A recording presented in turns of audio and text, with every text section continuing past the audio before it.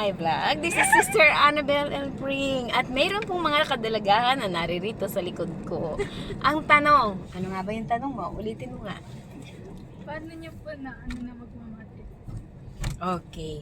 Paano po ninyo nalaman na na-discovery at na-sense na magmamadre kayo? Actually, hindi ito naging madali sa umpisa. Pero nagkaroon na ng mga palatandaan. Una, grade 3 pa lang ako, parang attracted ako. Pag makakita ko ng mga madre noon, ang sabi ko, ay, ang ganda ata ng magmadre. Magmadre na lang ako. Parang akong nagmamagnet. Tapos, nung lumaki ako, nag-high school ako, tinatago ko pa rin yan sa sarili ko at sa mga magulang ko. Pero, naka-attract din yung mga kanta siguro. O kaya, mayroon akong kaibigan, binigyan ba naman ako ng invitation, pumasok siya sa pagmamadre at magpo-profess siya, sabi niya ganon. The greatest love a person can give is to lay down his life for his friend. Sabi ko, John 15:13. Wala, ito yata yung tawag sa akin na parang gusto kong magmadre talaga. So, nagkaroon ako ng pagkakataon kasi yung auntie ko doon sa Florida Blanca noon, Pampanga, mayroong madre yung dumalaw sa kanila. At sabing gano'n ng auntie ko, di ba gusto mong magmadre? Opo, sabi ko, papakilala kita. Pinakilala ako dun sa madre. Alam mo, nung pinakilala ako, tapos sabi ko sa nanay ko, Nay, hatid mo ako sa bahay nila. Ganon. Pero maraming palatandaan. Kaya nga sabi ko, pag nagtanong ka, kumusta kaya ang buhay, madre?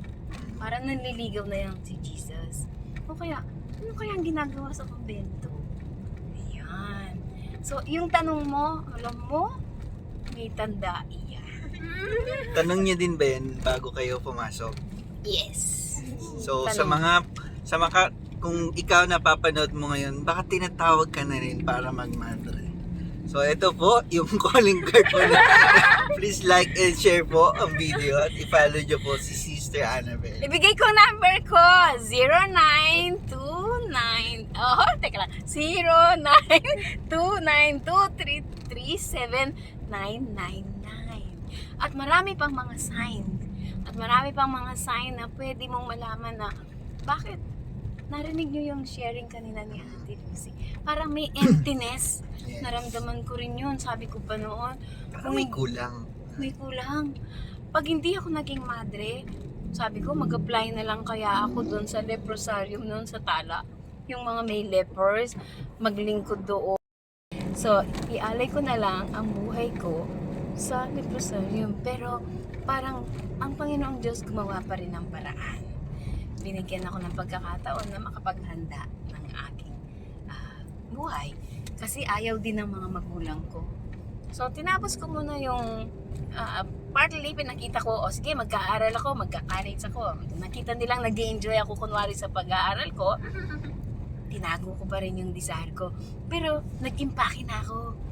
May binili na ako sa mga baon ko, maleta, para hindi halata, hindi ako hihingi ng pera sa kanila at magpapaalam ako. Pero maraming dahilan kung bakit siguro napunta ako sa ganitong buhay. So dito yung pagbababad ko sa simbahan. Lagot kayo. Kasi attraction yan. Yes. Diba? Anong organization nyo? Charismatic. Charismatic. Marami kaming mga madre din na pumasok. Nagsimula sila sa pagiging charismatic.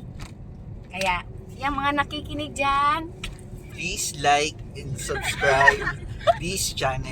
Malay nyo, sa next video, kausapin ulit kayo ng Diyos at tawagin ulit kayo sa pagmamadre.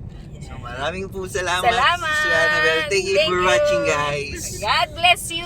Don't forget, this is Sister Annabelle and we are praying for you. Hopefully, you pray for us also. Bye.